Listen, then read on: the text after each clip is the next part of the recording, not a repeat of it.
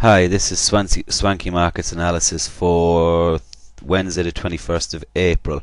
Very slow markets today. I'm sure you all who were trading noticed that. New York, it was like watching paint dry, to be honest with you. I said to you yesterday, be very careful.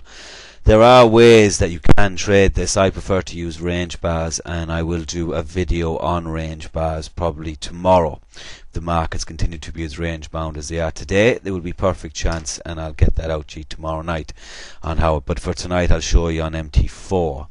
Now this is the pound dollar on the 4 hour. I took this trade today after 365. I said last night I was looking for a pullback. I'm still in this trade. I want to see how the candle, I've been in this for a while. I should have taken half out here at 53.38, but I didn't have an order place to take half out, and I had to leave the computer. I'm lucky that it has come back down.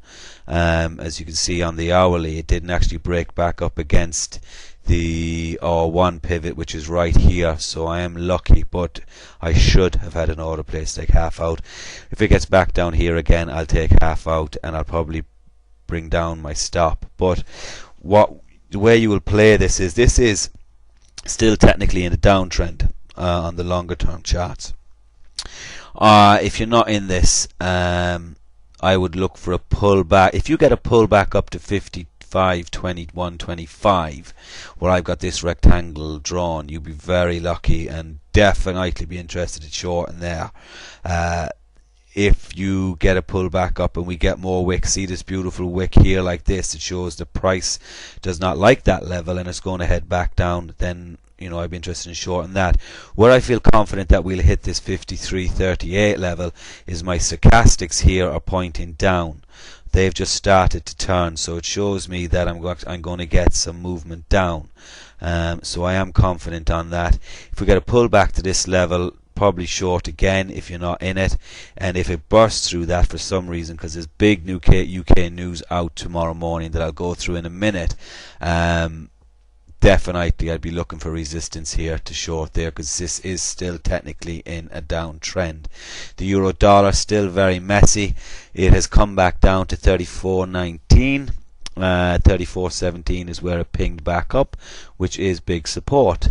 So the stochastics are down, as you can see here. They're well down, pointing downwards, but there is slight divergence on the MACD, which says this might actually go up again for another while.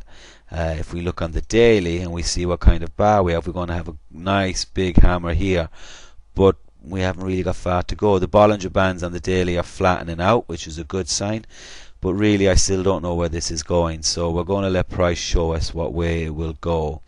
The euro yen, came up here to 127, just under 128, came off, bounced down to 123.44, which was previous support when it came up, then went back up to 127.62, bounced down 123.44 again. We got nice wicks there for a counter trend up.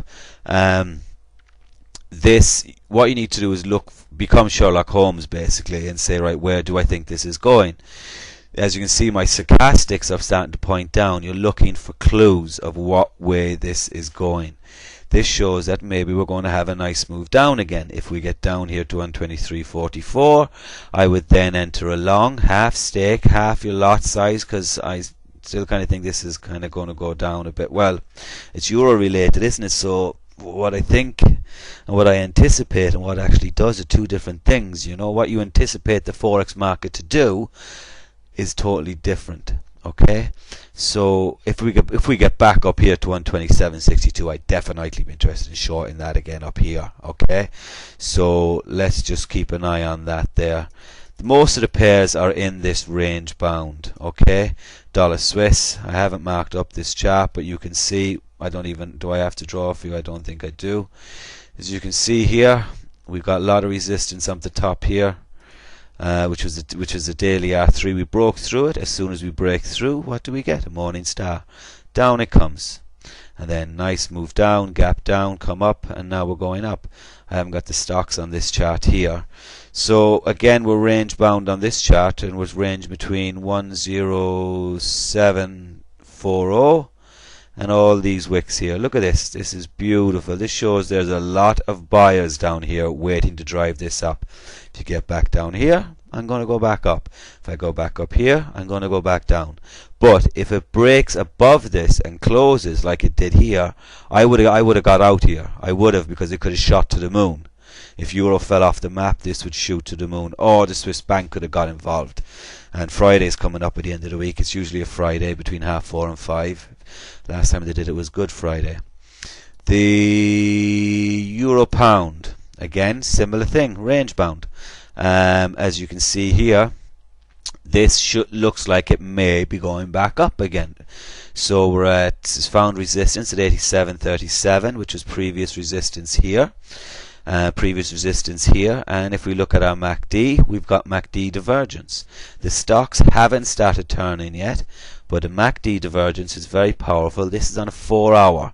MACD divergence on a 15-minute and all that. I don't really put a MACD on those charts, and if I do, I don't really take much notice of it. The bigger the time chart, the more powerful the signal. So what I'll be looking for here is, and I probably will enter as soon as I finish this video, might wait for one more wick or these stocks to start to turn, and I might enter a long.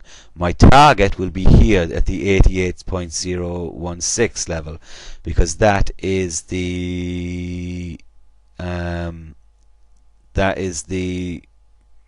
daily. Sorry about that. The thing for the monitor just went. But what I was saying to you, I might, as soon as this video is finished and it's rendering ready to be uploaded, I'm going to look to maybe long this pair, but my target will be 88.00 again. And as I said to you earlier in the week, I'd be looking to short there again, which we did, and we got back down. So I'd be now looking to long that pair. Sherlock Holmes indeed, isn't it? Aussie dollar, same thing. We're range bound, 91.62 up to 93.60, 93.70 area. So what I would do, if this gets back up to 93.70, I'd be looking and shorting that. But this is still technically in a long range. So if you are going to short there, own half your lot size. And as soon as you get 20-25 pips in profit, if your broker allows you, take half of that out and move your stop to break even. If your broker does not allow you to do that and you're 25-30 pips in profit and it looks like it's going to reverse, then I would close the trade. I will show you on range bars. I will do a video on range bars tomorrow, and I will show you what I mean by that. The dollar CAD. I said to you last night that I was in this on a short. I said to you yesterday I got in it twice. I got in it up here. I got out at the central pivot point. I got in it again. When I was talking to you last night, it was here. I said if it closed above the central pivot point, I would get out. It did not, and by the time I went to bed, we had these train tracks. I took half out, I think here, around here at the S1, and I moved the rest to break even. And then today we had the Bank of Canada came out and said that they were not going to raise interest rates, but they were going to raise them soon, because they could not stay that low forever. And it fell off the map. I got out at parity, exactly at parity. This is back in down here at that range. I'm not going to help it fight, so leave it go now and we let it sort out another little bit. But that was 52 pips yesterday, and oh, hold on, what's wrong here? This marker's gone on there. I can't measure the pips, because look, if I measure the pips, it just doesn't do it for me. So I gotta do my profit and loss at the end of the week. I'll come back and tell you what it was then. The US dollar Japanese yen, broke out of this pennant down, came back up, came down. This is exactly where the Forex, this is one of my favorite patterns, and 98% of the time it is spot on. You put in your axis. I always go a little bit conservative. I go in about 2 candles from the apex, move it down. So this should really have hit down here, but it didn't. It came down here to the 365, which is a good logical level to bounce, as you all